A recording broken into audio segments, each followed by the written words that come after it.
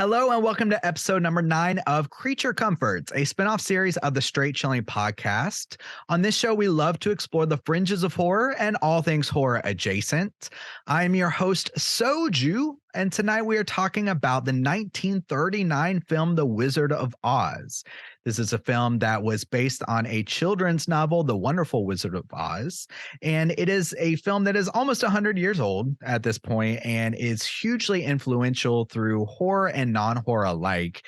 And one of the things that really kind of got my mind thinking is this iconic character of the Wicked Witch of the West, which if you had to picture a image of a witch in your mind, I think the elements of the green skin, the broom that she rides on, the pointed black hat, the long black robe, I think those are very prevalent in people's minds, children and adults alike, and have carried on throughout our culture as this kind of staple of horror. And so I thought that that would be really interesting to explore, as well as the numerous other darker elements of this film. But before I get too far into it, let's go ahead and meet our guest for this week. And first things first, I have to introduce my very special guest tonight. Welcome to Jacqueline, who is one of the hosts of the A Cut Above Horror podcast. Hello, Jacqueline. Hey, Soju. Thank you so much for having me on. I'm super excited to be here. I am super excited to have you. Thank you for spending your evening with me here.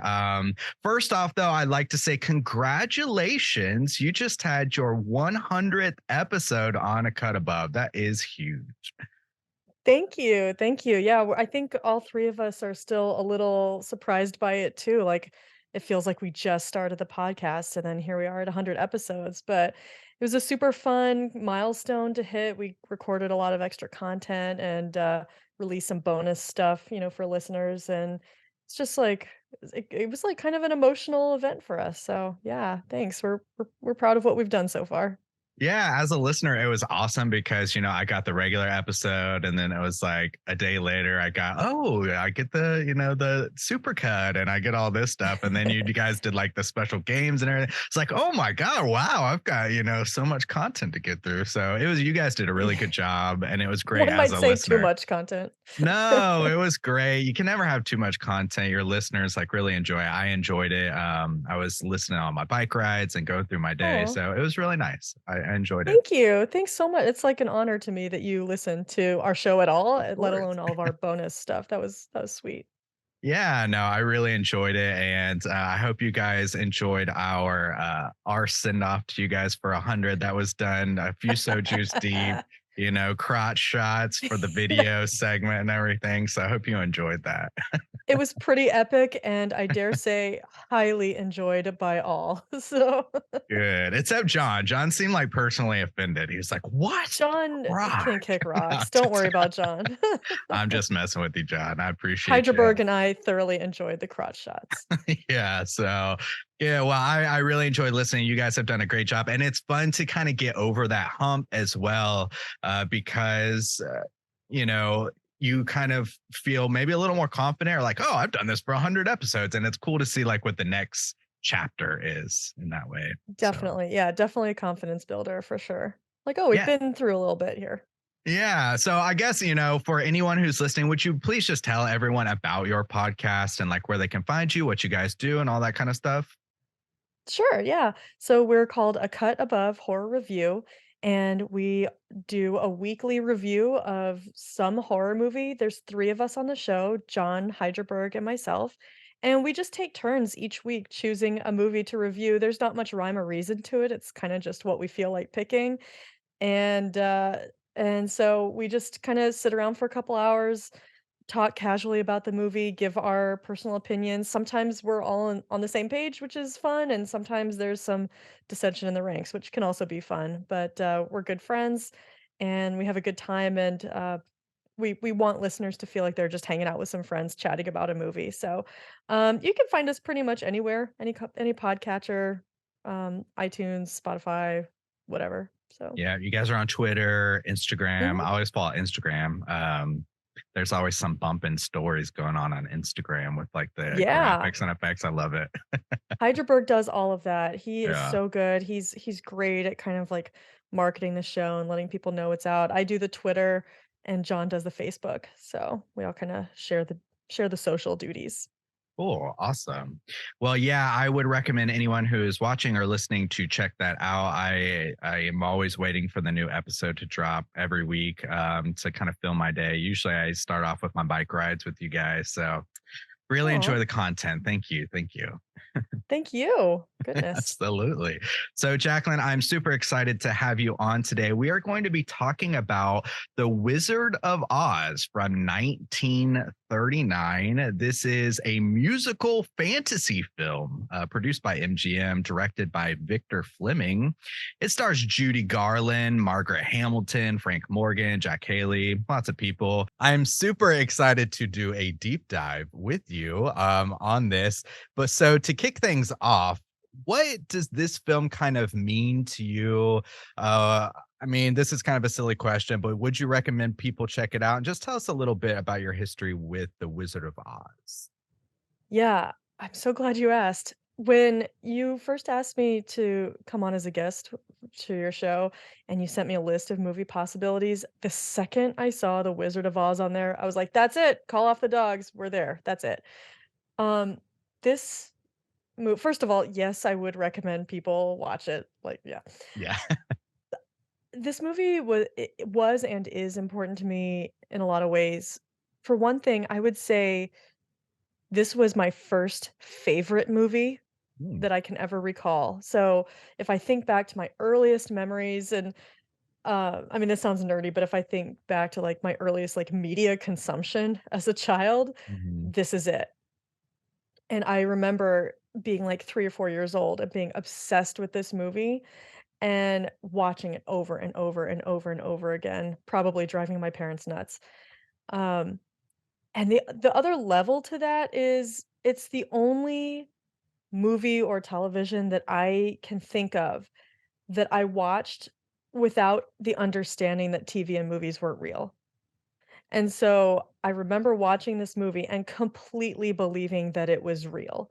No other even like no other cartoon or Muppet movie or anything like that has that quality. I always understood that it was pretend, but I remember being 3 or 4 years old and bugging my mom just incessantly about, like, "Where does Dorothy live now?" and "Can we go visit Kansas and see Dorothy? And where are her ruby slippers?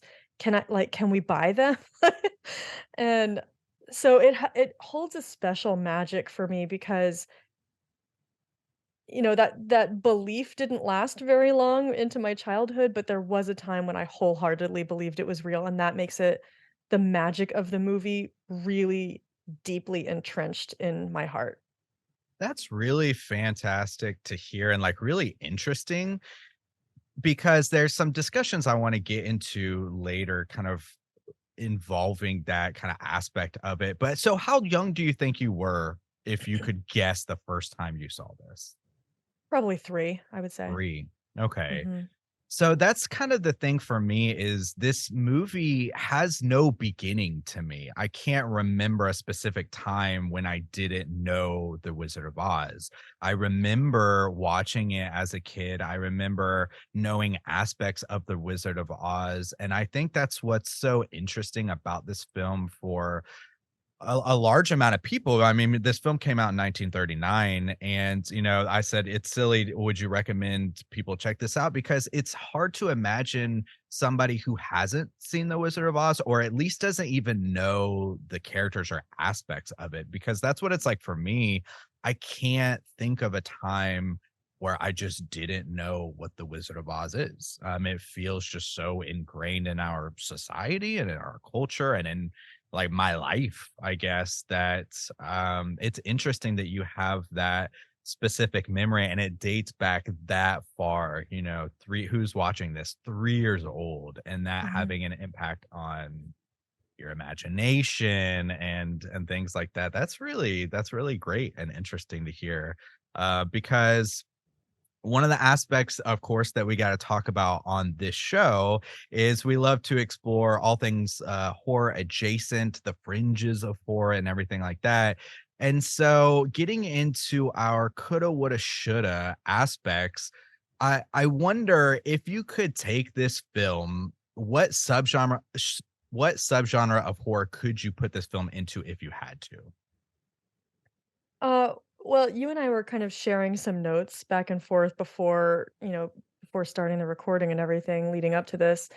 And I think what you zeroed in on in your notes is absolutely the most apt description. I believe that you called it a dark fantasy.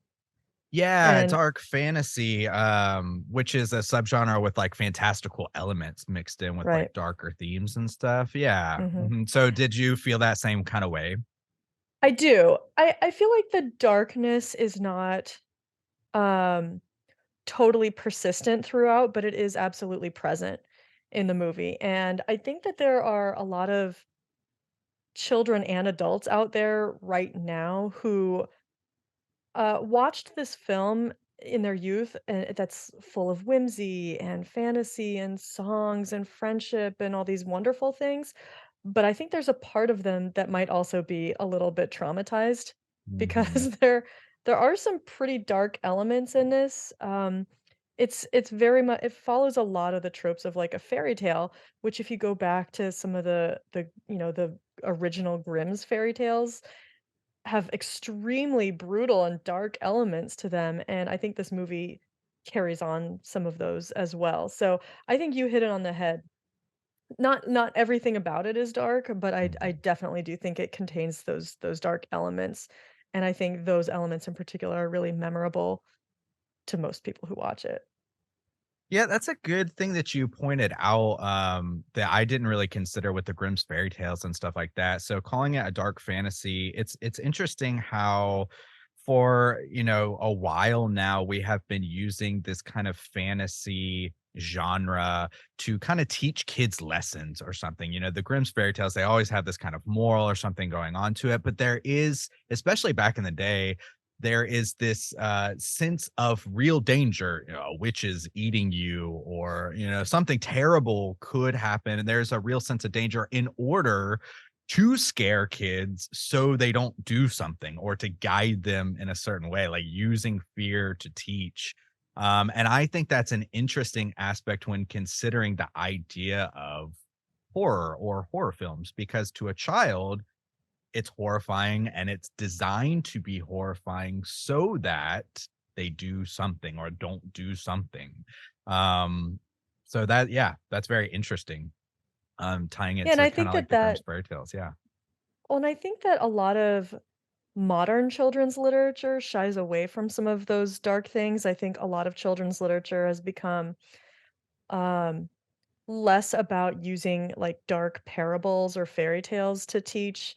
I think children's literature nowadays is using more, like, real life things and teaching them more about, like, contemporary issues and, like, real history and things. Like, I see a lot of books at the library. When I take my kids to the library, I see a lot of books about real life kind of dangers and issues and things like that, which is good. But I do think that, like, children's literature in a lot of ways has moved away from the dark fantasy elements to teach. Yeah, I would agree. And when I think about that, I think about that movie. Oh my God, I don't even know what the name of it is, but that Pixar movie where all the emotions are inside of her. Yeah, Inside Out. Inside Out, okay, I was thinking Inside, but then I was like, "Nope, those are Nope, 2 that's the horror films." pregnancy Yeah. one with the Well, the pregnancy one and then the new, Willem Dafoe film is also called Oh, Inside, and right. I was like, "That's Mhm. not it." So Inside Out, yeah, where there's no real element of horror there, it's about, like, overcoming some problem or a navigation or something like that, and then kind of, like, wrestling like, maybe curiosity is more built into like, than just straight fear and stuff like that, so Mhm. yeah, I agree, and it's not necessarily, like, better or worse, but it is interesting to look back at a time where beer was seen as, like, such an essential way to teach, kids what's going on. Um, Completely. Yeah. yeah, and so it's cool to kinda, like, look back on that. So yeah, so I think, dark fantasy works really well for a subgenre of this, and interesting to explore, further on. Okay, next question is, what one element would you change in this film to make it more of a horror film? Mm. Well, I kinda have to cheat on this one because I have 2 elements. Okay, yeah, go for it. Um, you can't stop me. I I would say playing up a lot of the not only the Wicked Witch of the West, but also the Wicked Witch of the East, the Mhm, one who we never see alive, we just see her feet after she gets crushed by the house. Um, I think that would be interesting because it's hinted at, what she's like, because when Dorothy first arrives in Munchkinland, you see this extreme exuberance and celebration that the Wicked Witch is dead, and you're like, "Oh god, like, what did she do?" And then the Wicked Witch of the West arrives, and Glinda the Good Witch says, "Oh, she's even worse than her sister," and you're like, "Oh, no, like, what could that mean?" And so I think, like, playing up both witches and spending more time with them and seeing the extent of their evil, like, away from Dorothy, like, more behind the scenes with the witches and not just following Dorothy so much, and just really seeing, um what's the word I need? I don't know, but more like overt expressions of their evil and more of their evil doings, I think, would mhm. make it more horrific, and then I would also say perhaps more real peril for the secondary characters like the lion, the Tin Man, the Scarecrow. I was thinking about this question and I was thinking, if this were even like a slasher, and we consider Dorothy a final girl, like a lot of fear comes from, action like you were saying earlier, like there's real danger. If we played that up and maybe one of the side characters didn't survive or the witch got him or something like that, I think that would play up the horror elements more. What about you? Yeah, well, so to go off what you were just saying, I agree because I like that some of it is added where mostly it's threatening the scarecrow with the fire. And I like that idea because we can kind of imagine. I almost like wish there was one moment where he did kind of catch on fire and loses like an arm or something, which is like super Yeah. dark. But I mean, even as a kid, you can imagine that this man would cease to exist and like go up in a big burst of flame, and that was terrible, but there's not anything so clear for the lion or for the Tin Man for her to threaten them with. At one point, she says, Yes. like, I'm gonna make you a beehive or something, but that's so abstract for Mhm. kids, the Tin Man and he's metal, and then the lion, he's a big lion. So I do kind of agree that I wish that there was like something else that could at least like threaten each character in that Mhm. way.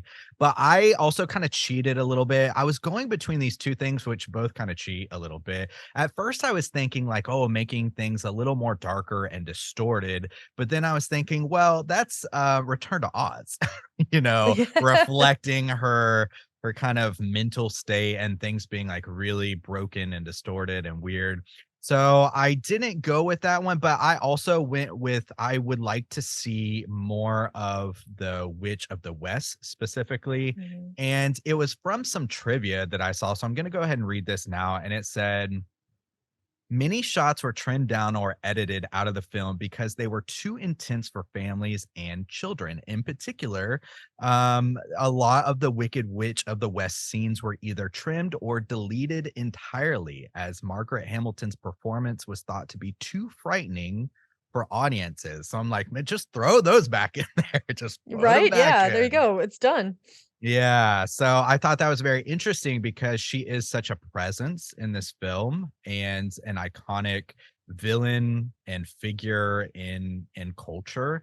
And the idea that there was like a ton of footage that was just had to be cut out because of her performance already to what we already get is pretty interesting. And I kind of wish there was some kind of cut. As far as I could see, any kind of cut footage from this film is lost. There are Oh, several, man.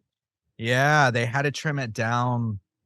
At least like I think 40 minutes was cut from the original that was Whoa. shot, but all of it is like gone. There's several scenes that we can talk about later of like what was in there and what's gone now. But yeah, so when I read that trivia, I was like, please, like if you could have put that back in there, that would have made it obviously a lot more horrifying. So Yeah.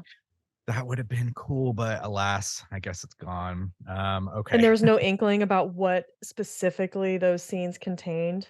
Well, so there are I mean, some scenes that they do have a good idea about what it was. So there was a whole extra song that was cut, and actually it mhm. ties into the cut of the film that exists here. So at one point when they're heading to the Wicked Witch of the West, like to go kill her, she even says to the monkeys, she's like, I want you to get all your troops together and go get her, and I'll send something ahead of you to kind of wear them down. And so she says that's still in the movie, but what was there was cut, and it was like a spider that made them dance. And there was this whole song called Oh. the Jitterbug. I guess it was Oh, referred to as a jitterbug, and it made them yeah. dance until they were like exhausted or something like that.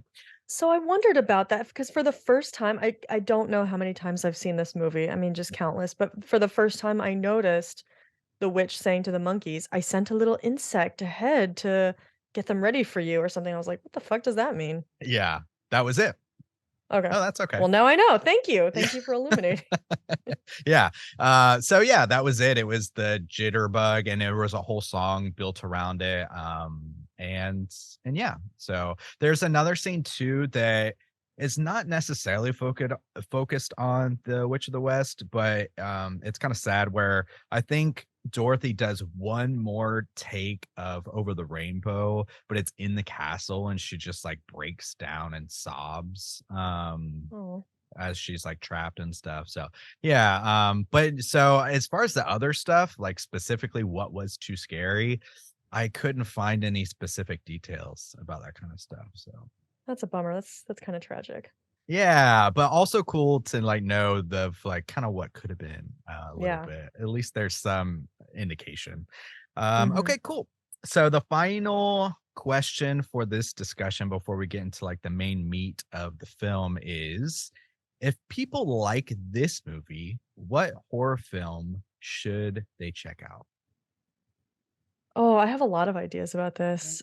I think so I my answer is kind of twofold. I have, Mhm. like, an answer based on for children Okay. or adolescents, and then I Mhm. have an answer for adults. Okay, give them. So, I would say that for children who enjoy this movie, I would absolutely suggest Coraline and, specifically Tim Burton's version of Alice in Wonderland, Okay.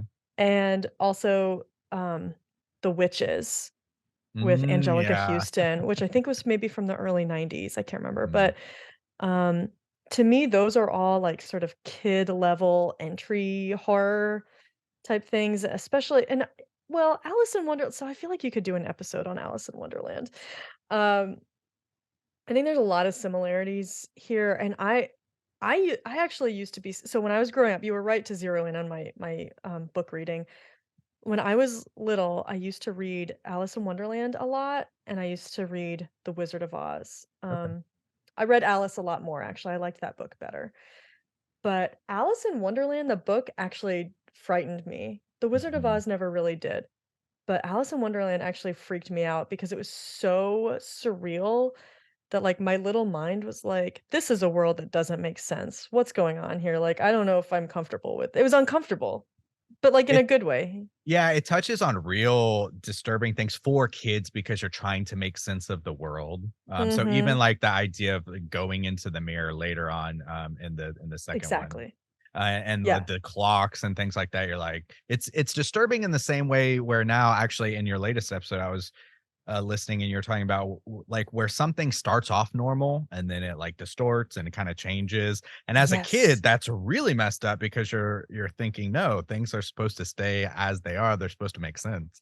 Exactly. And so I think maybe that's like a big button for me, like a big horror button for me. Like, oh, that really works for me. Because it's so like disturbing and it kind of upends your sense of security and your understanding of the world. And so I think actually that kind of started with Alice. And I think that I love the Disney version of Alice in Wonderland, but it is very like it's cheered up a whole lot. There's some dark Sure. stuff in there too, but it's kind of like sanitized a little. The Tim Burton one, I think hews a little closer to the bone in terms of the darkly surreal stuff from the book or well books. So I would recommend that. There's a lot of parallels there I think with Wizard of Oz. For Yeah. adults, I had two well 2.5 choices, really. The last one's kind of not that serious, but I still feel like it should be mentioned. Okay. One, I would mention, Dario Argento's Suspiria. I kind of always thought of Suspiria as almost like a journey into Wonderland, but, like, in, like, a completely reversed dark way. Like, she thinks she's going to this lovely ballet school to pursue this beautiful art, and really there's, like, this very dark thing underneath. Um,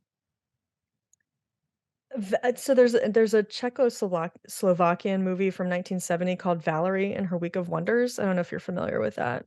I am not. Um, that one I actually really kind of attach in my mind to The Wizard of Oz as well.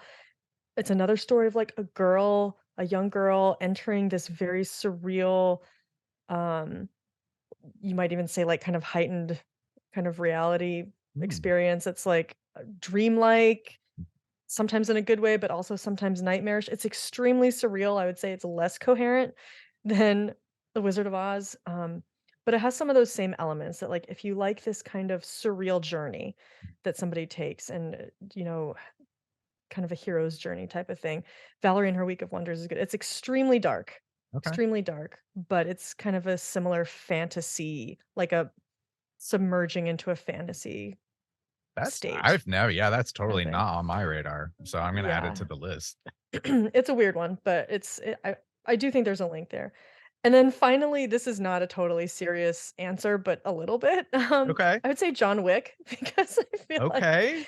this kind of the inciting incident in The Wizard of Oz is this threat to Toto. Oh, And this whole thing kicks off because Dorothy is like trying to protect her dog. And so I yeah. feel like it was a little bit of a John Wick thing. Like a lot can happen when somebody threatens somebody's beloved pet. So Yeah. not totally a serious answer, but I Don't felt mess like with I the had to throw it in. dogs. No, I was like, when you said that, I was like, okay, where's this going? I don't know where this is going.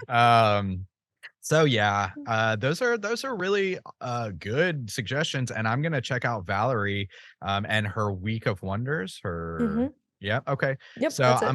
I'm going to add that one to my list and check that one out. As you were saying that, it wasn't one that I was thinking about, but I was like, oh, that's like I guess you could add in any kind of like Nightmare on Elm Street if you're talking about being in Mhm. some kind of like dreamscape, maybe part three. Yeah.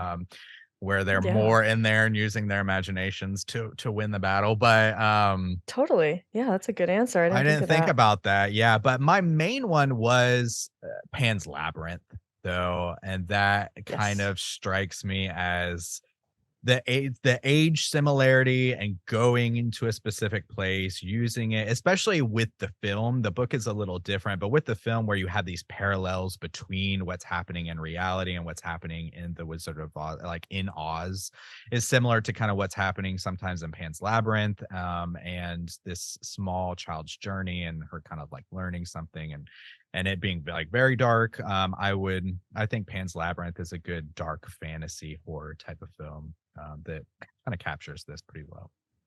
I think that is absolutely the best possible answer, for Mm, sure. yeah, Yeah, I and completely agree. I'm, like, mad that I didn't think of that myself.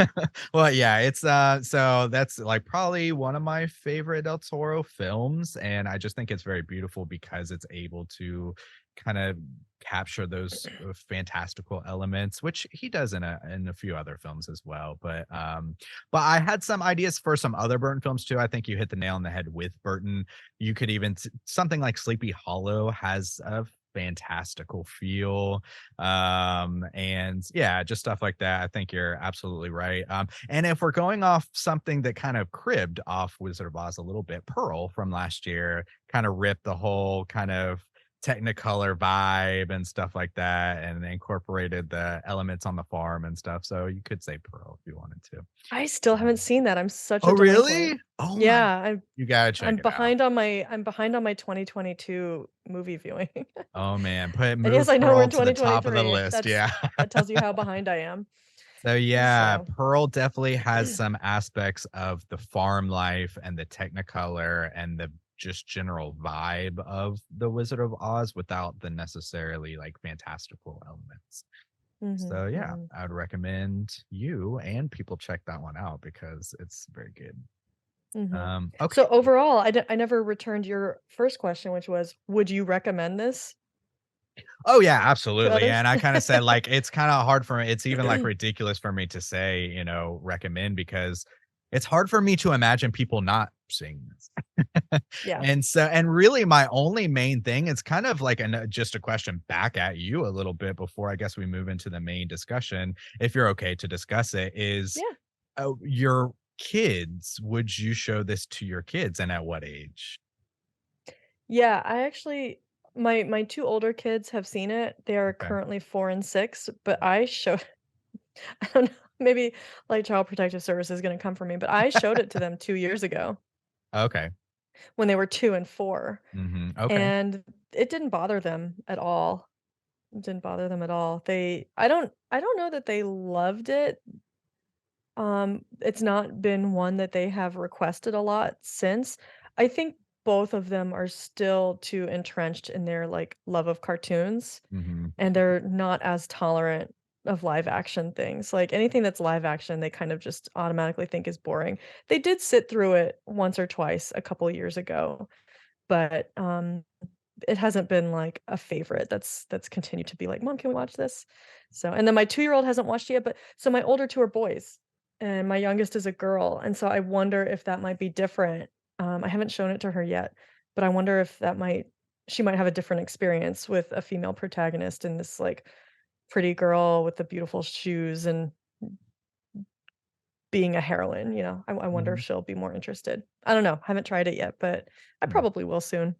That is interesting because I mean, we're talking about some of the more darker, horrific elements, and it's interesting to hear like, the kids, they weren't too affected by it. Because as I was watching it now, as an adult, like really focusing in on it, it's like, wow, there are like some dark things that are troubling, but I don't remember ever as a kid this haunting me or anything. It's Mhm. just it's there to see it, but and it is dark. But yeah, that's interesting to know. Like a 2 and 4 year old, they're like, yeah, I can handle this. So that's good. That's Yeah, good. I almost wonder if they might be more afraid of it when they get older and have, more of a conception of what's actually at stake. Mhm. Like the danger that Dorothy is in and the friends and all this. They may have been too little to even grasp the horrific Mhm. aspects of it.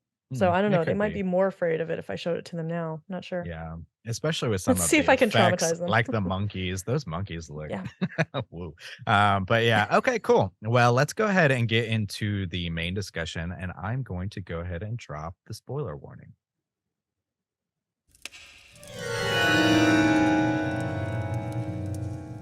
Spoiler warning.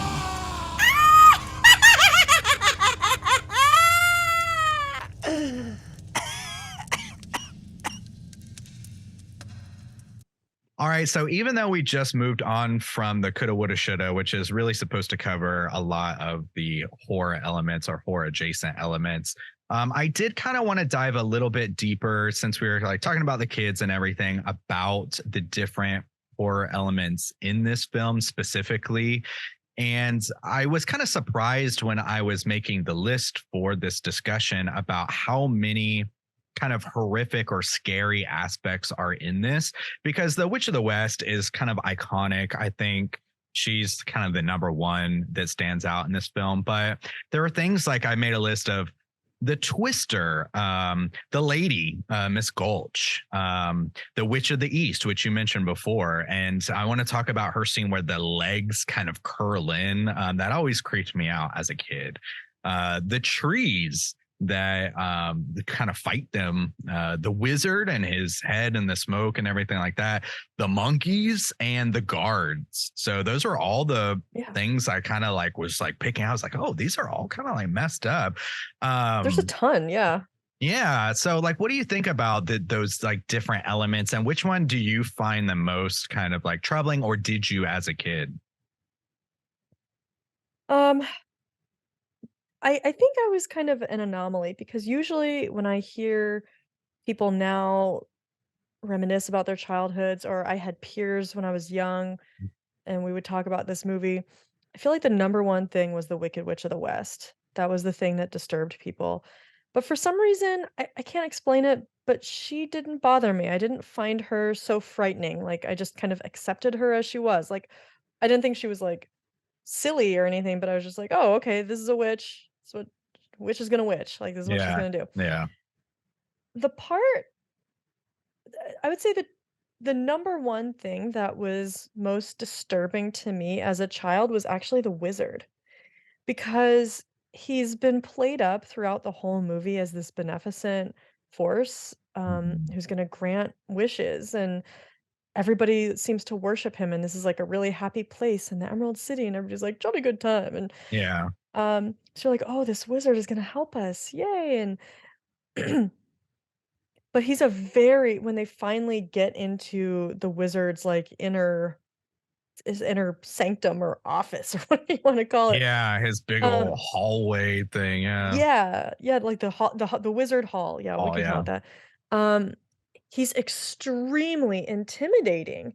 Like, he seems enraged and Mhm. very demanding towards Dorothy and her friends, and is, like, screaming at them, like, "Silence!" And there's lots of fire and smoke. The whole thing is extremely intimidating, and to me, I think that was more upsetting as a child because as a child, you're constantly seeking the approval of adults, and I think, like, when you're in trouble or, like, an adult is yelling at you or mad at you, I think those things are very upsetting, especially because it's somebody who's supposed to be, like, benevolent. Like a witch, you know what to expect. You're like, "Oh, this witch is gonna be mean because it's a Yeah, witch," she's gonna be right? bad, yeah. But this wizard, it's like I didn't understand as a child why he had to be so intimidating, and, I feel like I have more insight on that now, but at the time, that was upsetting to me, and, like, as a child, I was very sensitive, and the thing I hated the most was if my parents were angry with me, and Mhm. still to this day, I guess I would say I'm overly sensitive, and I hate it when people are mad at me. That's my I will avoid that at all costs. I hate it if Mhm. somebody's mad at me. And so that I still find that kind of upsetting that this, like, extremely intimidating figure it makes me wanna shrink back and cower, like the Mhm. Cowardly Lion. So Yeah. that was really upsetting.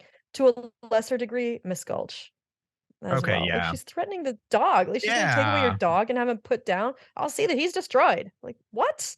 I know, and they kinda play that off for a kid's aspect, and but looking at it as an adult, that's kinda one of those things where as a kid, it probably doesn't hit as hard because they say, "Oh, destroyed," and it's maybe more abstract, but yeah, like, if she was like, "I'm gonna kill this dog," or, it's terrible. I was Yeah, feeling, having, like, family pets and stuff, you're like, "Ah, you bitch," what kinda just monster is this? So, yeah, I agree, so going back to your idea of the wizard, I really agree with the wizard. And one thing that kind of builds that up, and also some of the kind of more scarier aspects, I think, of the witch, at least for me, as I saw as a kid, were the set designs. So as you were mentioning, the hall itself, that was one of those things that kind of stuck out in my mind. And there's similar things throughout other darker kids properties. So one thing that kind of comes to mind is like the never ending story where the little girl's hall, the princess's hall is kind of like all is like either like glass or crystal or something like that. And then also the dark crystal where the bad guys, I can't, the Xerxes or something. No, that's 300. I don't know where they I can't live. remember. It's like, yeah, it's like this kind of grand hall.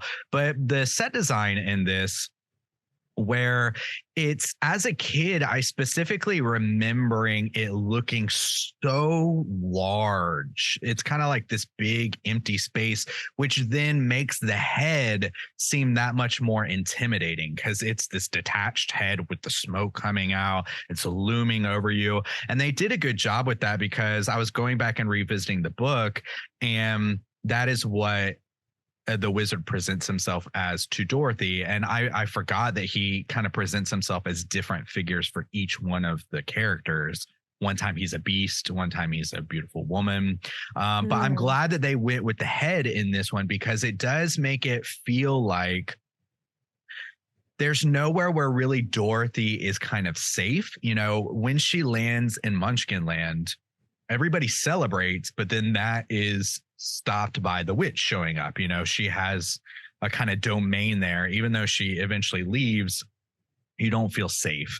And she goes through the woods, and there's the trees. They want to beat her up. You're not safe there. The poppies, they make you fall asleep. So like there's nowhere where she can go that's safe. And she's heading toward the Emerald City. And she thinks like, that's where I'm gonna find like some kind of protection, some kind of answers. That's where I'm gonna be safe.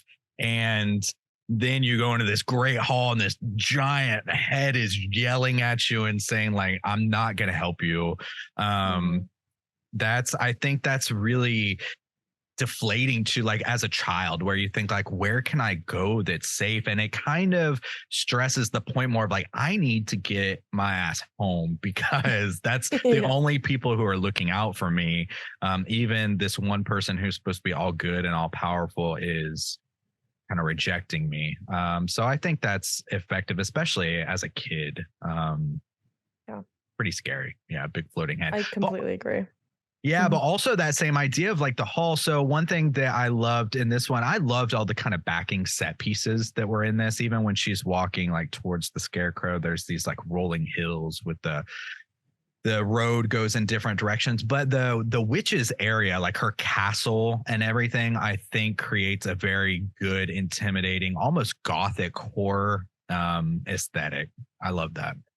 I'm so happy that you said that, because that's the set design in general is one of my top favorite things about this movie, Hmm. but especially the whole witches area, including the castle, the mountains beyond, and the woods leading to her castle, I think are Yeah. all really effective. And I think you hit the nail on the head when you say that it's like almost a gothic feel. That's a sensibility that appeals to me very much. And so, like, I don't think I'm a representative example of a viewer of this movie, because I wasn't scared by the witch and I wanted to live in the castle. Yeah. So, Well, it does have it's probably our first exposure to elements of gothic horror, Mhm. honestly, Yeah. which later on, I mean, us growing up, Disney, has their logo, and it's the castle, and a lot of the princes and princesses live in the castle, and so it is appealing as a child. It's like, no, that's a place you want to go. That's where you want to live. But in gothic horror, it does represent something like a Dracula living up in the castle on the hill, and so Mhm. it is kind of conflicting as a kid because you're like, no, yeah, that looks awesome. That's great. Yeah. Yeah, I was But just a weird kid, I guess. I was no, just like, I "That totally castle's agree. If I sick." had to live anywhere, that's where I'd want to be living, in Oz or whatever. And so yeah, but I like that as an intimidating kind of factor, even though it is really cool. And like you said, the woods leading up to there, and if they had maybe included that cut scene, maybe that would have had maybe some more impact if there were like more threatening things in the woods. But that's a good scene for another aspect: the monkeys coming down in those woods and like tearing everybody apart, lifting Yeah. Dorothy off. I would say that's probably my number two. The way those monkeys look are troubling. And they're so effective when everything else is kind Mhm. of not effective, where they actually do capture Dorothy, and they actually do tear, the Scarecrow apart and stuff like that. And they have wings, and I don't, and them flying. I love that set piece of the whole horde of them. There's so many flying in the background. I think that's a pretty strong horror element as well that I really appreciate now. I agree, because it's like, even if I'm not disturbed by the witch herself, it's a little unsettling to think that she has control over this vast army of Mm, them that are just like there to do her bidding, and at her will just like fly off and like murder whoever she wants, you know? yeah. Mhm. Um, and it's funny you mentioned the scarecrow scene where they rip the scarecrow apart. I was watching this, so I don't know if you've seen this, but like 15 years ago, Bravo did this countdown special of like the 100 scariest movie moments. Okay, And they I have haven't seen different it. people, like different creators and fans in the, kind of in the horror community, mostly like creators, but people commenting on each of these movies, and it's like a countdown. So one of the movies chosen, I don't remember what number it was, but it was The Wizard of Oz. And somebody was in that little segment. For the life of me, I can't remember who it was. I wanna say Tom Savini, but I could Okay. be wrong. But somebody was talking about specifically that scene, and they were saying, "I think this is, like, the first on-screen dismemberment in cinematic history." Like, they literally tear like, because it's a scarecrow and you don't see blood or anything, you don't Mhm. necessarily think of it as such, but they literally dismember this character. Yeah, Like, that's a a good piece of him is call. over there and a piece of him is over here. I could be wrong about that being Tom Savini, but that's what my brain wants to tell me. But it's an interesting I thought. Yeah, that's a good call, and they kind of they're able to get away with that because throughout the film he's constantly saying, Nothing can hurt me if I trip or if I fall," and that's something he does in the book too. I can't feel anything. That's why I'm only scared of a match, is because it would disintegrate me essentially. But Yeah. yeah, I mean, it is this character who has a face and a head and stuff. They're just, and he kind of not screams, but he's like, whoa, whoa, when they're ripping him apart. Yeah. And his friends have to put him back together. Yeah, it is super dark. It is a dismemberment scene. Yeah.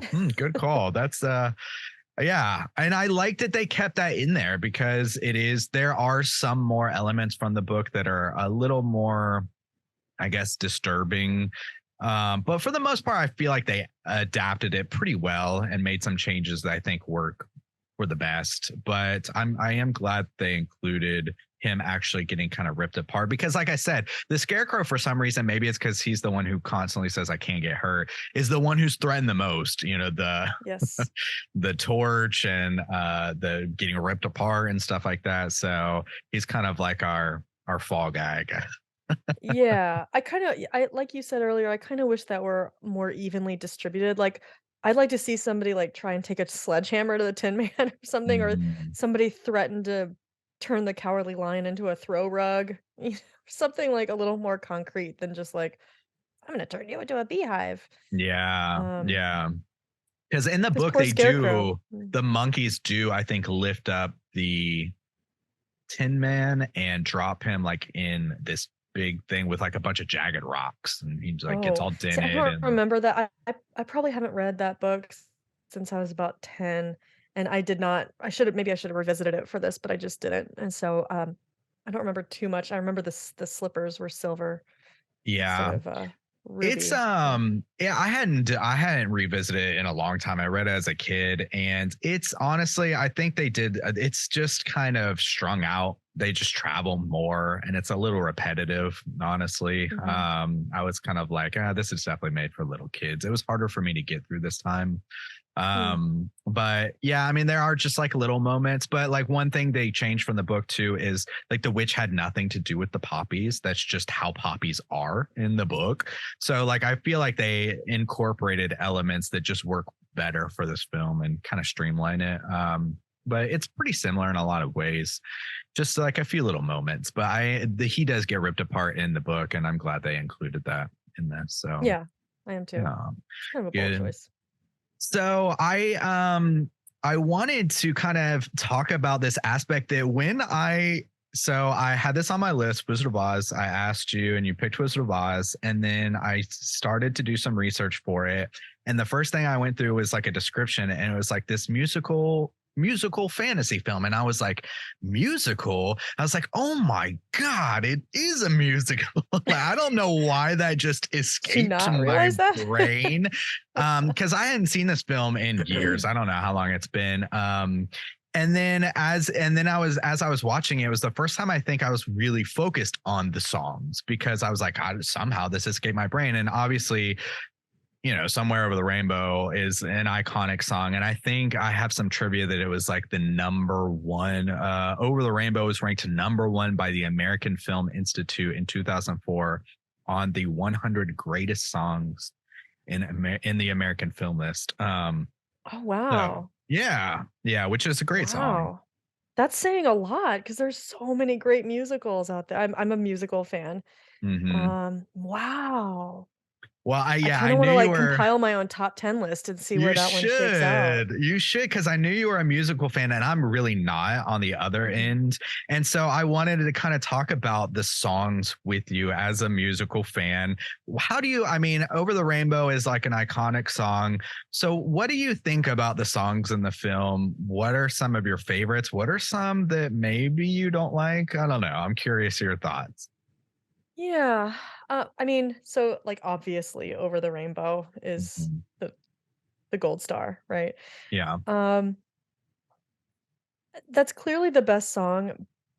I think, I hate to say it, but I do think that watching this as an adult many of the other songs come across as very childlike or childish, Mhm. and they're not as exciting to me as an adult as some of the music in other movie musicals that I love. Yeah. Um, so I don't generally love most of the Munchkins, like that sequence, and it's almost like a medley, right? Like it moves from Yeah. like ding dong, the witch is dead, and then it's like the Lullaby League and the Lollipop Guild and we welcome you most cheerfully and that kind of stuff. It's like Yeah. it's just a little silly and I think I probably liked it as a kid, but as an adult it just doesn't kind of like rev my engine, you know? Mhm. So I think a lot of the songs are kind of like that when the characters get to the Emerald City and they're getting a makeover for some reason. I don't understand why that scene is in this movie, Yeah. but, like, why do they need a haircut? But, when they're like, "Rub, rub here, rub there, a jolly good rub, rub, rub, that's how we left the day." It's just, like, a little too I don't know, just Too positive, too it's just it doesn't have any, like, bite to it. There's not, like it's not, it doesn't, like, hit me in my soul, you know? Mhm. Over the Rainbow hits me in my soul, but, um yeah, to be honest with you, I don't think most of the other songs really stand out that much to me. What do you think? Yeah, so it is weird that Over the Rainbow is so good and iconic, and I kind of agree with you. None of the other ones hit even anywhere close to it.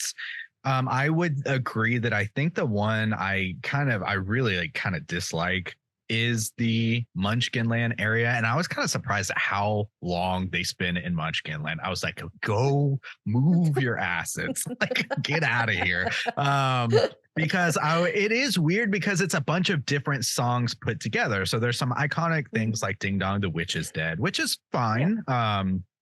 I think that's catchy and works well. But then you also have like Follow the Yellow Brick Road, Follow the Yellow Brick Road. But then that's also kind of short too. And so in a way, it feels like nothing really materializes before it kind of changed, but then it's all put together. And I found that really weird. I do not like the lollipop guild and all that. I Mhm. didn't want them to spend as much time in Munchkin Land, and it really kind of annoyed me a lot more this time. And then there was a really weird song which I found to be a weird inclusion, especially knowing that they cut the other song, was the King of the Forest.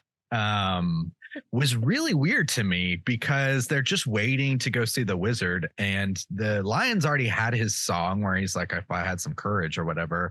It's like, Yeah. why does he get his own little song about being king of the forest when they're in the Emerald City? That was a really weird choice for me. I couldn't really understand why they would do that.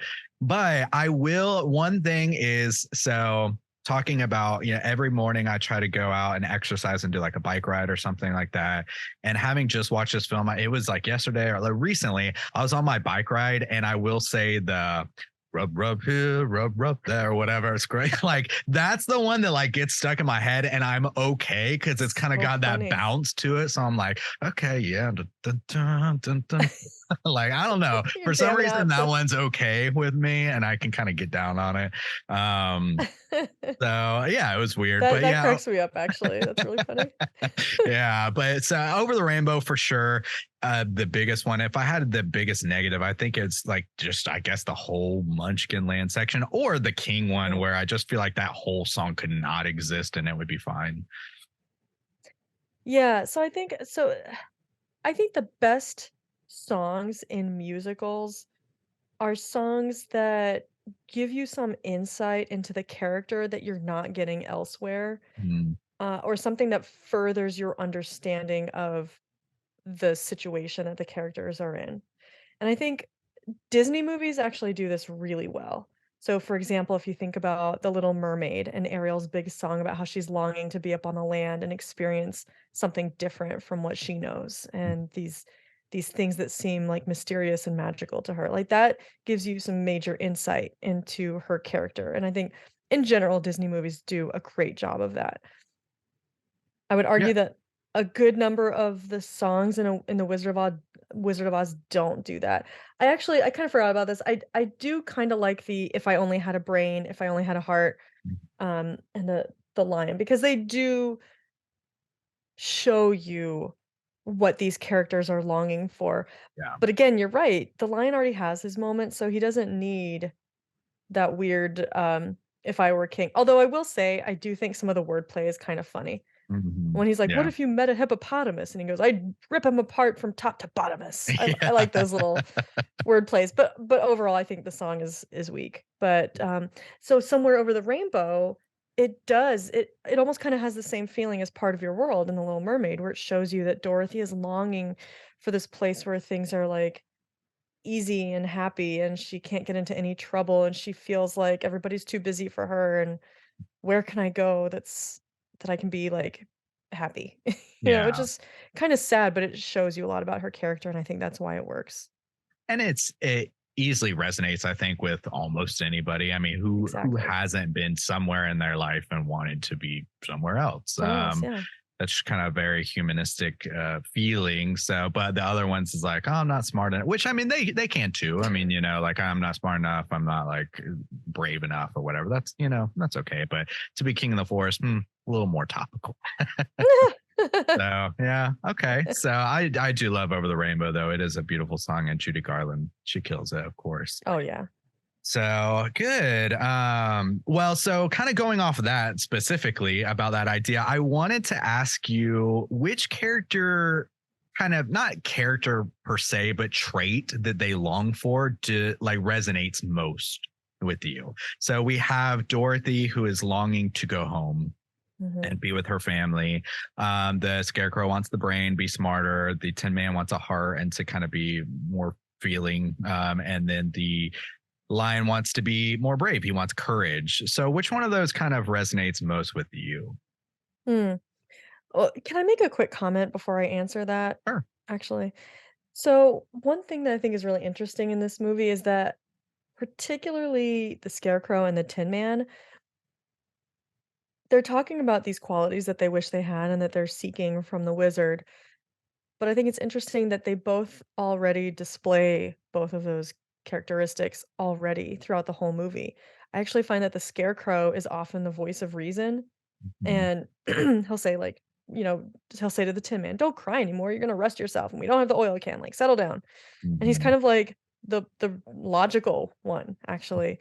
And the Tin Man, from the get-go, his acting is so good, the what's his name? I can't remember his name, but he he uses his voice in, like, a very soft way, that sounds very kindly, and he's clearly the most sentimental one all the way through. He's the most to get He emotional, like, cries if the things are most. going wrong. Yeah. Yeah, and, the Cowardly Lion, I actually do think, like, mostly he actually is very cowardly, like, he doesn't fit the same pattern as the others. He do he does display courage at the end when they go to the witch's castle and they're trying to rescue Dorothy, but up to that point, he's not, like, displaying the quality that he says he's seeking.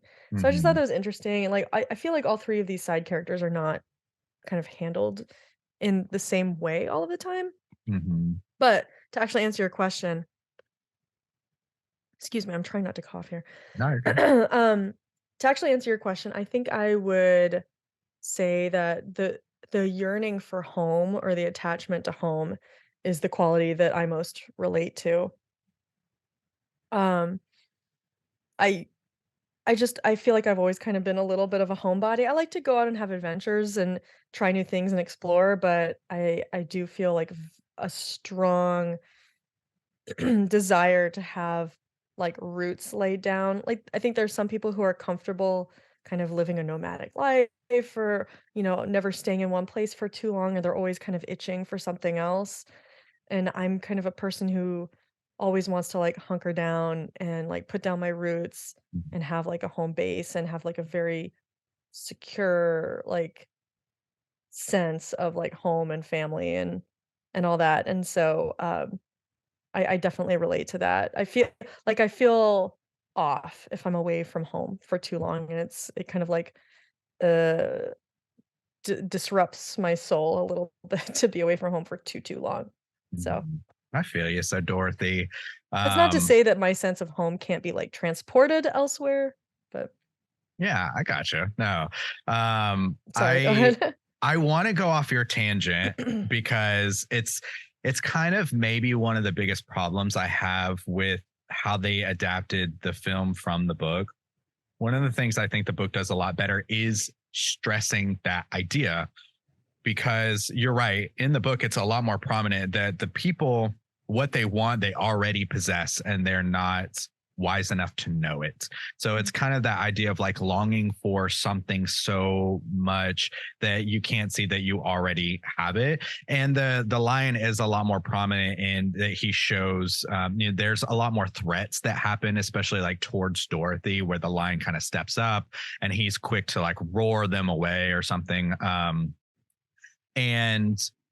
And I think it's important too because it plays into the idea of the wizard, because the wizard is smart. The wizard is essentially a con man. He has conned his way into power, and is just tricking people. But there's an interesting part in the book where these people, they have journeyed so long, and the wizard recognizes that, like, even their party is not, is even their group of friends is not willing to say like, no, Scarecrow, you're smart, you've been coming up with all these plans, you don't need a brain. They're not, and it's partially because the girl is so supposed to be so young, and so nobody has that kind of wisdom, but the wizard is.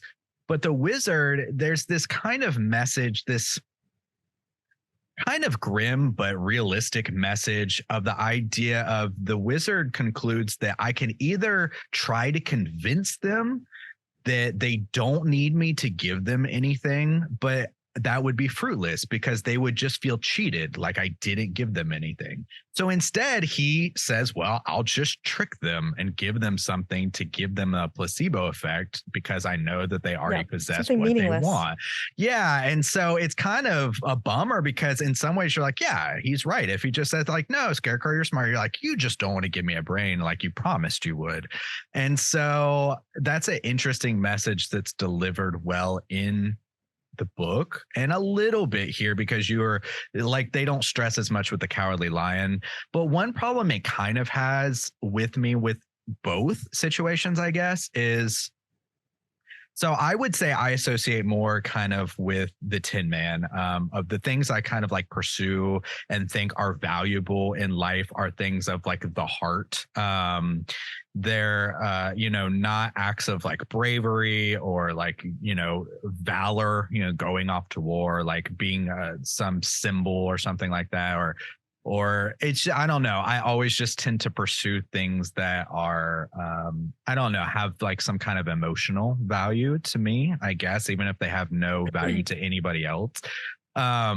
And Mhm. so one thing that kind of bothered me, because I'm a little bit on the opposite end of you, where in this story everybody already possesses what they want. And in a way, Dorothy does too.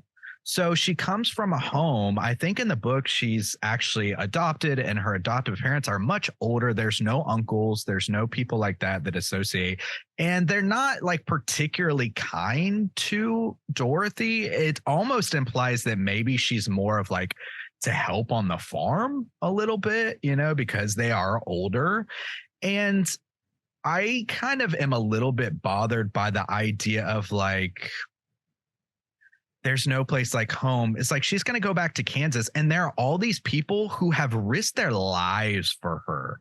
They are essentially more family in a way than this other family that she just can't wait to get back to. And everyone in Oz, other than the people like trying to kill her, like the Munchkins, like support her, and like everybody kind of supports her. And her whole thing is, no, I just have to get back to Kansas. And for me, that kind of bothers me because it's this message of there's no place like home, which is the prominent line and feature of this film. When I'm thinking to myself, you've made your own home in another place, but you're not able to see it. And she never learns that lesson. She still wants to just go back to her roots. And that bothers me. Like, I don't know. That really bothers me. Yeah. I What do you think totally I about that? totally I couldn't agree with you more. So I will say, like, I feel like I have that quality myself of, like, wanting roots somewhere, but Mhm. I too was troubled by the ending scene, and again, I was watching this with a more critical eye than I ever have before, and so I never really had this thought before, but literally in my notes, it says, "I kinda take issue with her final realization," because this idea where she's been trying this whole time to get back home, and she has a line after she, like, wakes up from her, coma or whatever, Mhm. where she says something like, or maybe she says it to Glinda. She says, "I realize now that if I ever wanna find my heart's desire again, I don't need to look any further than my own backyard." And Yeah. then she also says, like, "I'm never leaving here again." Yeah. And that's upsetting to me because it suggests that you don't need to broaden your horizons, that, like, you can stay in your own isolated bubble, this life that was not satisfying to her in the first place because she was dreaming about what might be over the rainbow, and then she found out what was over the rainbow, and that world was technicolor and vibrant and, yes, sometimes scary, but also sometimes magical and wonderful. And then she comes back to this humdrum existence where people don't really pay attention to her, and it's, like, very drab, which is not to, like, downplay the importance of, like, family connections or having a sense of where you come from. It's not like they're abusive to her. Like her aunt and uncle, they love her obviously, and they are pissed at Miss Gulch for taking her dog, and but still, I think it's dangerous to suggest to kids that you don't need to like explore the world or see what's out there, or that it's okay to just stay in your own backyard and don't ever leave. Like that's kind of upsetting.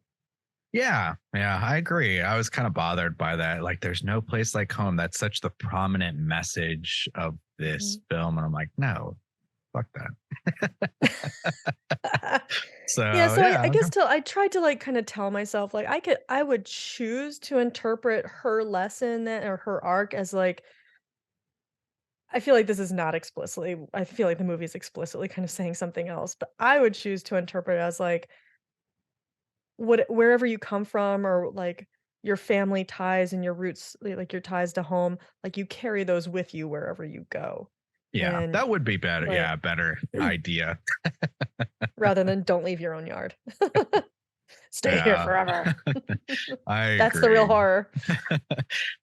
So there was just one more aspect I wanted to kind of touch on. I feel like this movie could be discussed forever and ever and ever. There's so many aspects. But so one thing is, we kind of touched on this at the beginning. This film is so iconic and successful. And I kind of just wanted to talk about some of the cultural influences it has had. Even when I was watching it this time, the dog situation reminded me of Gremlins. That character, I don't remember her name, but the main old lady from Gremlins who also wants to kill and hurt the dog. And I just feel like this movie is so influential throughout not just film, but like music and things like that. So I want to talk a little bit about the dark side of the rainbow. Have you ever done the Pink Floyd situation where you can mash up the Pink Floyd album with the Wizard of Oz? Have you ever done that? I have heard of that. I have never done it. Have you? I have, and I did it back in the day too. I'm pretty sure at Bob's parents' house, we did this in their like Florida room and we matched it up. And then also too, there are YouTube channels now that have it mashed up for you in a couple different ways, because you can do it with a couple different, like, because the album is not as long as the film, so you can either do it like where you replay the album. You could just stop it after the album is finished the first time, and some people say that's enough. Or there's a like putting The Wall as the second album. Some people do it that way, but Mm. there's different. So you can do it on YouTube now. But I think it's so interesting because growing up, I remember like being a teenager and being like, we got to try this. It just existing in the world. And, I wasn't necessarily even like a big Pink Floyd guy or anything like that. It was just something that existed that people said was like super trippy and you got to do it. And it's weird. Um, So yeah, I always found that interesting that it just kind of exists out there. It's pretty Yeah. cool. It's pretty cool, honestly.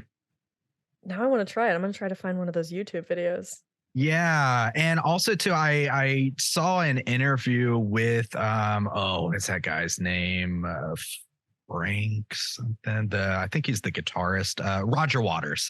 And he was saying like, is there any like validity to this? And he was like, no, it's absolutely not.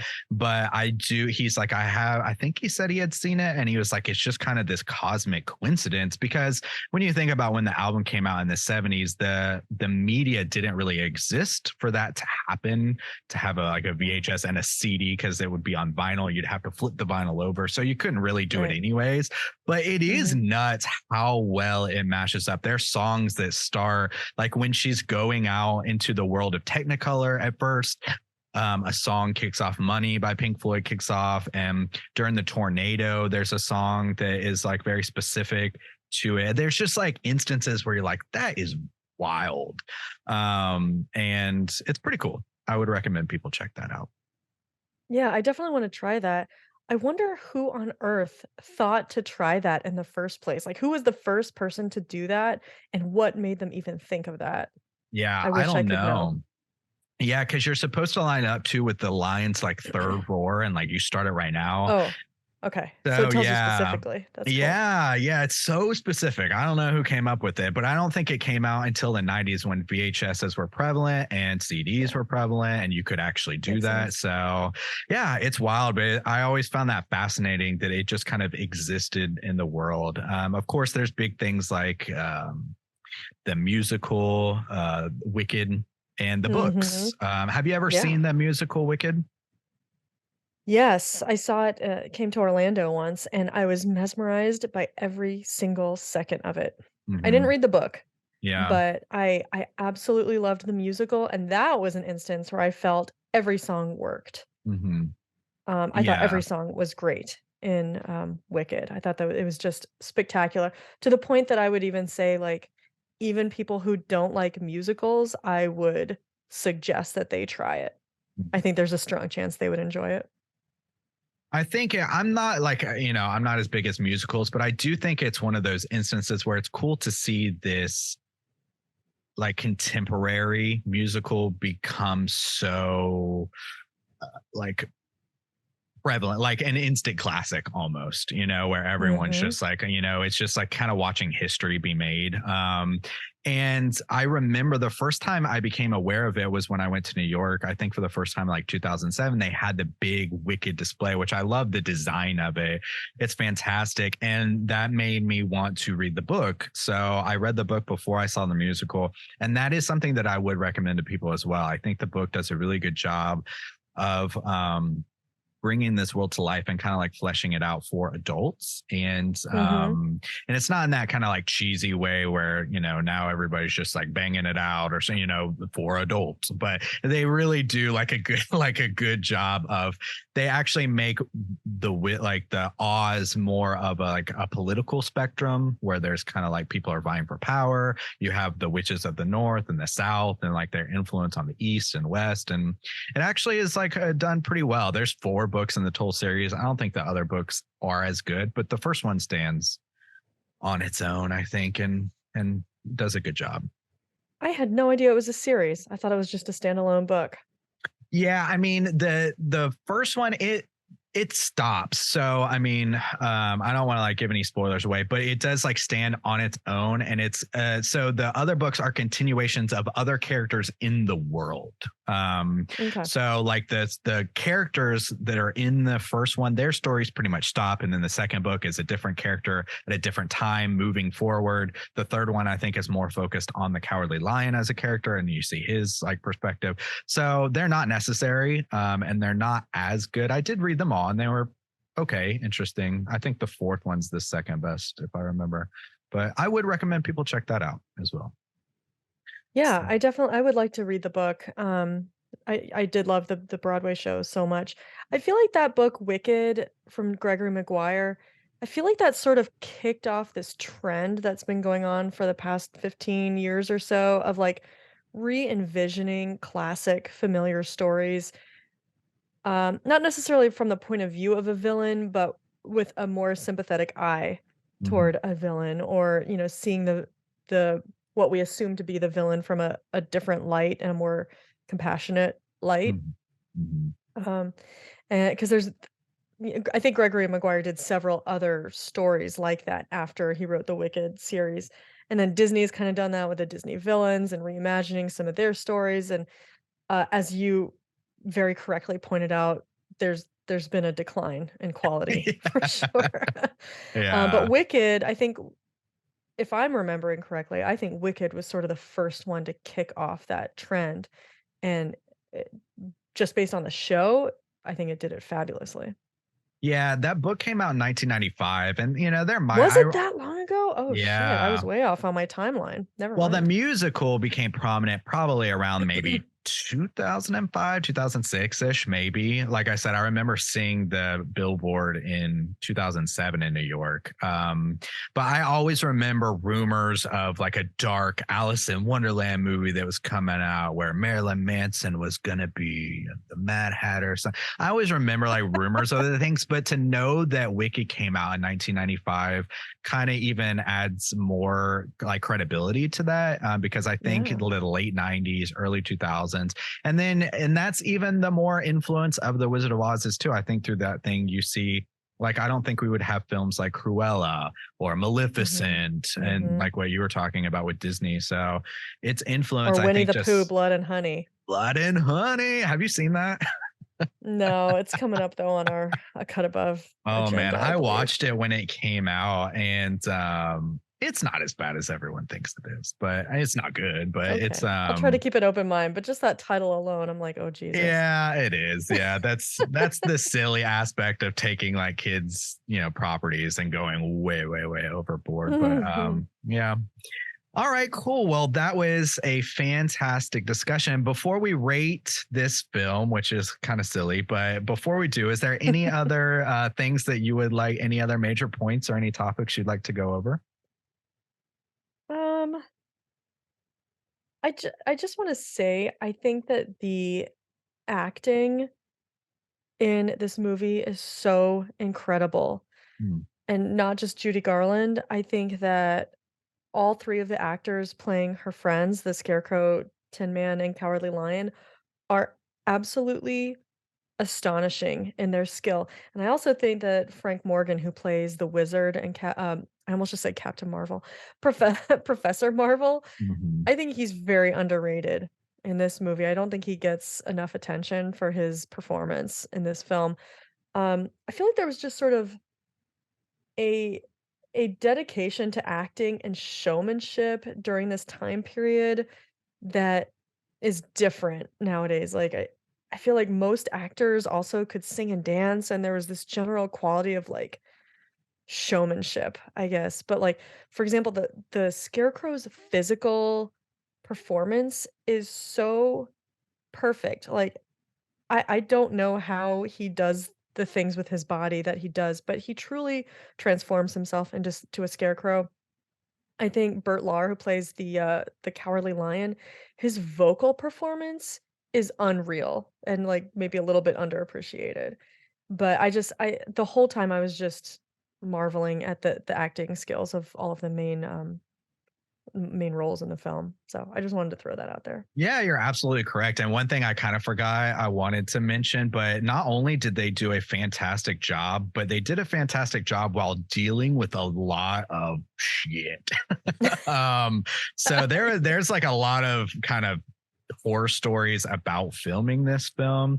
There was another Tin Man. I'm terrible with names, but the original Tin Man who they shot a couple scenes with had to go out because they used this like dust paint that like infected his lungs and he like couldn't breathe well for the rest of his life and had to be Yeah. replaced, and they changed the paint. The Margaret Hamilton was like caught on fire from the paint they used on her. Judy Garland was Mhm. kind of treated like shit, and she had to bind her breast to make her look Yeah. younger.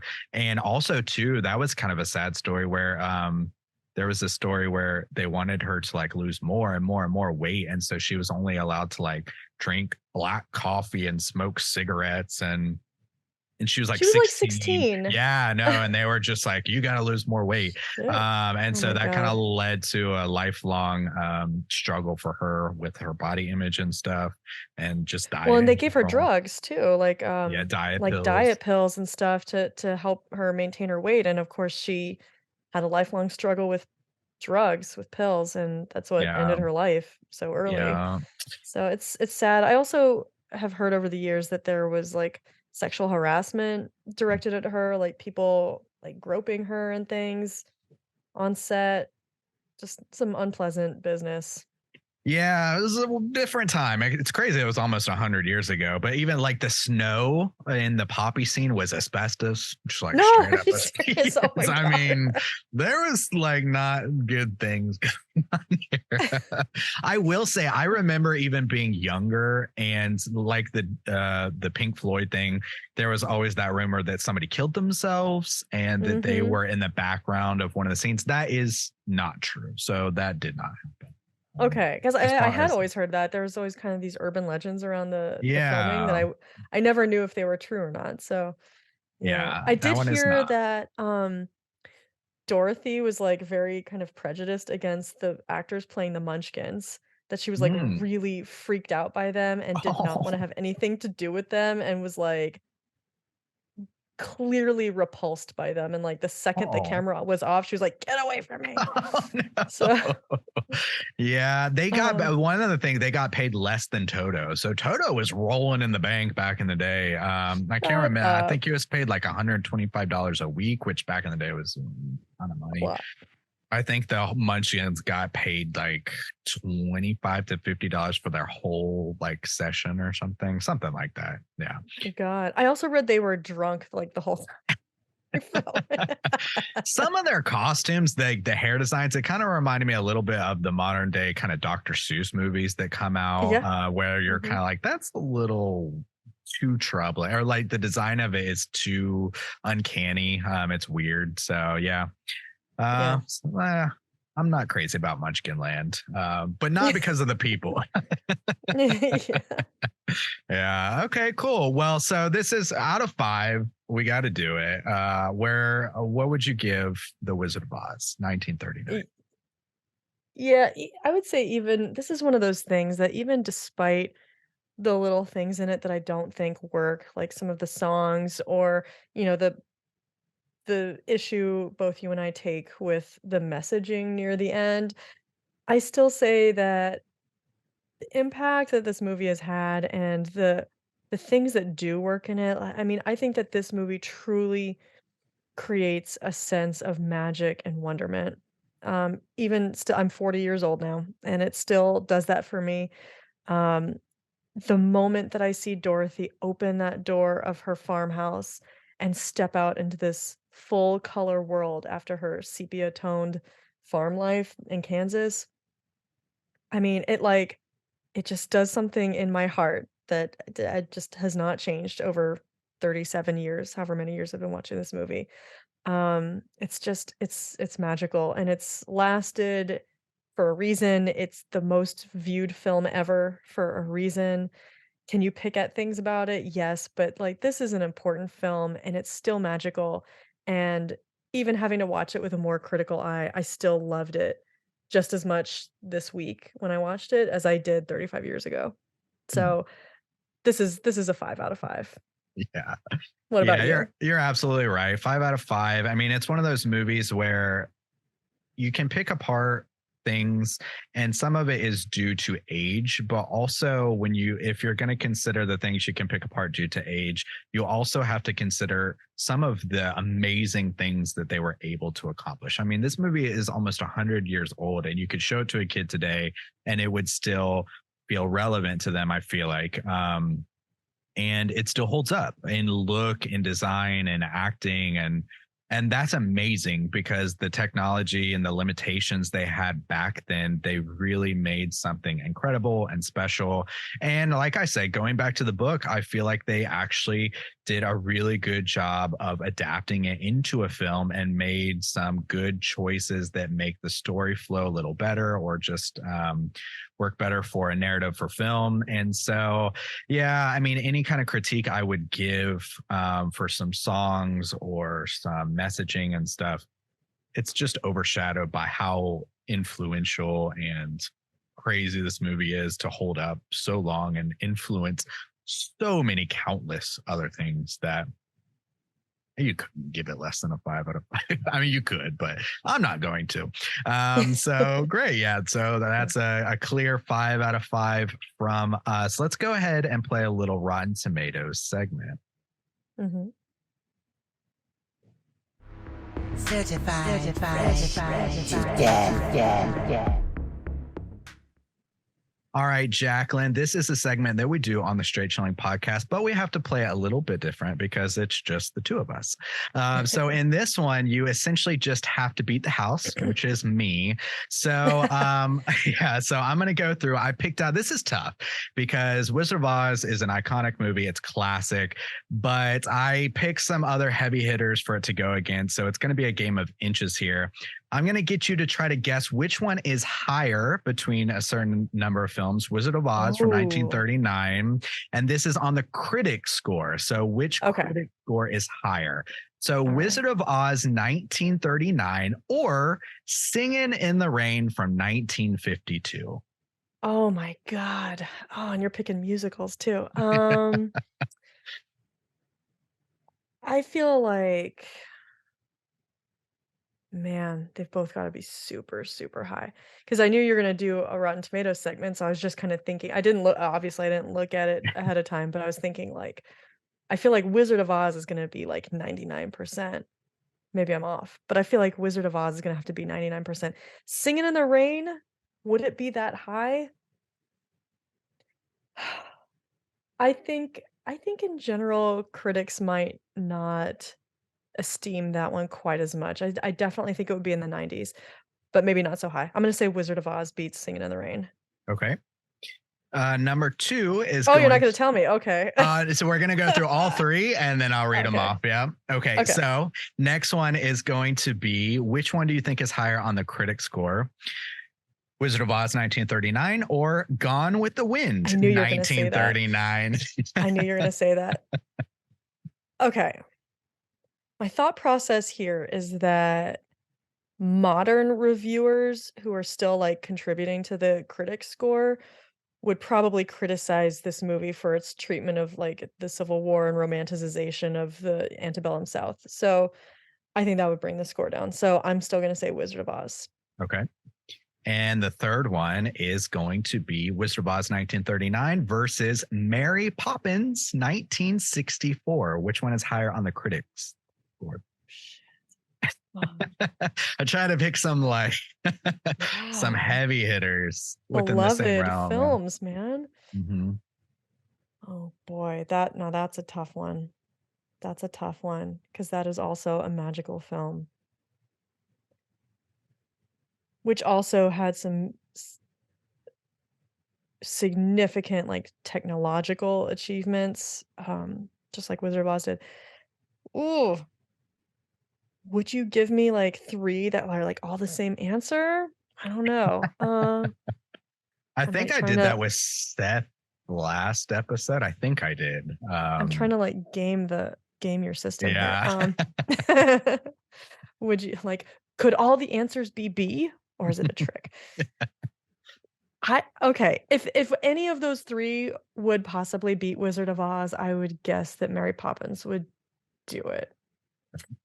Maybe because the technological achievements were more advanced. But then again, it came out like 30 years later. Ugh. Yeah, I'll say Mary Poppins. You say Mary Poppins is higher? Yes. Okay. So going down the list first, Wizard of Oz 1939 on the critic score, 98%. Okay. Oh shit. Okay. The user score on Wizard of Oz is 89%. So drop There's there. always some haters. There's always Of somebody who has course. to hate something. So Of course. All right. First, Singing in the Rain, 1952. You said you think Wizard of Oz is higher. mhm. Singing in the Rain has a 100% critic score on Rotten Tomatoes and a Oh, man. 95 user score. So Dang, I was wrong. Singing in the Rain is higher on that one. I was looking for some big heavy hitters. Okay, so Gone with the Mhm. Wind, You got one. 1939. You said that you thought Wizard of Oz was higher than Gone with the Yes. Wind, 1939. So these films came out the same year. You are correct on this one. Gone with the Wind was 90%, with Wizard of Oz Mhm. being 98%. And then Gone with the Wind user score was 92. So slightly higher, actually. Okay. So I you can were see that. correct on that I can see one. that. All right. I love Singing in the Rain too, and I love Gone with the Wind as well. So this is tough. Yeah. It's like choosing between children. It is. I try to make it as tough as possible. So 1 for 1. All right. So the tiebreaker, here we go. Mary Poppins, 1964. You said you think Mary Poppins is higher. That was incorrect. 96%. So close. 2 points off. 96% and 86% from the user. So both the critics and user score for Mary Poppins are lower than the Wizard of Oz. Just slightly, Okay. though. Just slightly. But who is hating on Mary Poppins? Man, I don't. Yeah, to drop it to an 86%, I don't know. I mean, it's been a while since I've seen Mary Poppins, but I mean, that's a treasured film. That's treasured. It is a delight. Yeah. So I So, don't know. I don't know, but okay. All right, the house wins. House wins. That You means got I me. get my hell yeet. But it was not a hell yeet sweep. It was not a sweep. It was not a sweep. So, okay. Thank you for being such a good sport. Let's go ahead and do one more segment before we wrap it up.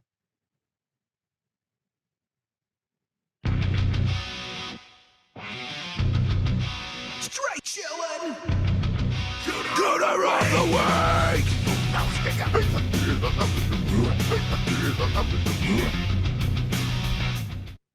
All right, let's go hunting. Jacqueline, I'm going to put you on the spot right now. Can you tell me the 5 points of cooterdom? Of course I can. Who do you think you're talking to? Give them to me.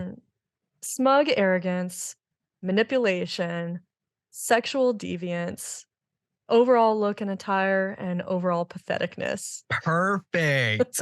For those who don't know, Cooter is a character type.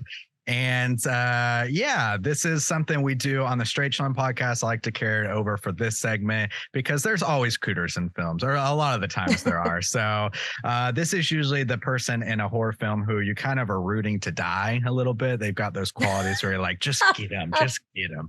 But they exist in other films too. It doesn't have to be exclusively horror. So do you think we have a cooter in The Wizard of Oz, Jacqueline?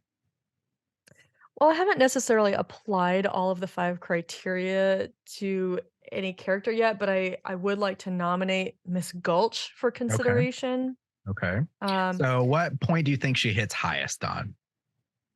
Smug arrogance, because she's very sure of herself that she's in the right and she's already gotten this order from the judge and is like, there's nothing you can do to stop me. I have an order unless you want to go against the law. It's like, bitch. So yeah, smug arrogance is high. She's so smug about killing a dog too. She's not even apologetic. Like, hey, I mean, this dog bit me.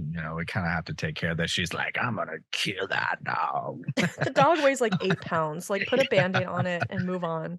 Yeah, so I agree. Smug arrogance. There's also this kind of subtle manipulation in a way because they imply that she like owns half the county or something, like she's wealthy, and so the idea that she's kind of like throwing her weight around to get this dog killed or whatever. So I think we got some manipulation there. No sexual deviancy because this is the Wizard of Oz. I don't think we've got any of that going on unless it's behind the scenes, but behind the scenes, yeah. But let's see, overall look and attire or overall patheticness, what do you think? I don't know. I can't really give her points for overall look and attire. I think she's just kind of dressed like a woman dressed in those times. I don't see anything particularly cooterish about it, to be honest.